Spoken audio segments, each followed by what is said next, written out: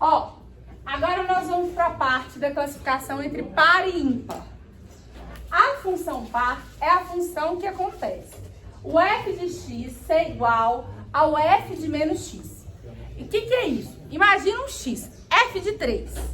Se f de 3 for igual ao f de menos 3, para qualquer número que eu jogar no lugar do 3, se f de 10 for igual a f de menos 10, se f de 50 for igual a f de menos 50, se isso acontecer para todos os elementos da função, quer dizer o quê? Que a função é uma função par. Aí, o exemplo, assim, como que eu gravei quando eu era criança de idade de vocês, né? Eu gravei o seguinte, f de x é igual a x ao quadrado. X ao quadrado não é par? O desenho da função não é assim, ó. E aí eu decorei, x ao quadrado, função par. X ao cubo, função ímpar. E aí eram os exemplos que eu tirava da minha cabeça assim, ó. Ó, a par acontece isso, a ímpar acontece isso. Todo mundo entendeu? Na função par, qualquer x que eu escolha, a imagem do negativo desse número dá o mesmo valor. Todo mundo entendeu? Eu escolhi um x, qualquer x. Agora eu escolho o negativo desse x. Tem que dar o mesmo valor. A imagem dos dois dá a mesma coisa. Na função ímpar é o contrário.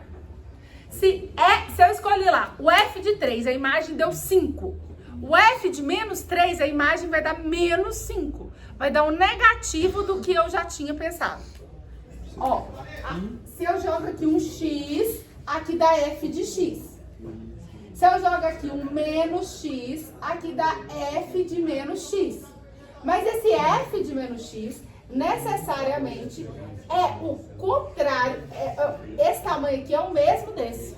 Só muda o quê? O sinal. Que esse tá para baixo, o outro tá para cima. Ok? Então, essa definição, em alguns livros você vai ver esse menos aqui. Alguns livros você vai ver esse menos do lado de cá. Alguns vocês vão ver trocados assim.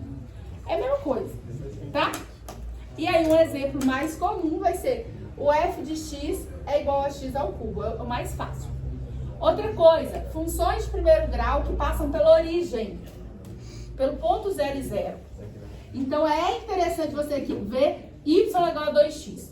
Se você chuta x igual a 5, aqui vai dar 10, não é? E x igual a menos 5, vai dar quanto? Menos 10. Mas tem que passar pela origem. Ok? Aí, nenhuma das duas. Uma função de primeiro grau que seja deslocada, que não passe pela origem. Entendeu? Você chuta um valor aqui, aí você vai olhar a imagem desse cara aqui. Aí você chuta o mesmo valor aqui no negativo, a imagem dele é o mesmo tamanho da imagem de cima? Não. Outra coisa, uma parábola que não passa, que o vértice dela não é a origem. Tá vendo que aqui a parábola, tô tocando aqui, ó? Isso é muito importante. Aqui eu desloquei a parábola, não encaixa em nenhuma das duas.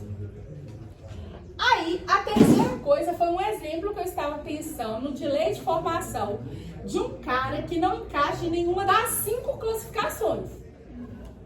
Beleza? Por quê? A gente tem a impressão a seguinte: número par, ou o número é par, ou o número é ímpar. E par e ímpar cobre todos os números, não é? Função par e função ímpar não cobre todos os números.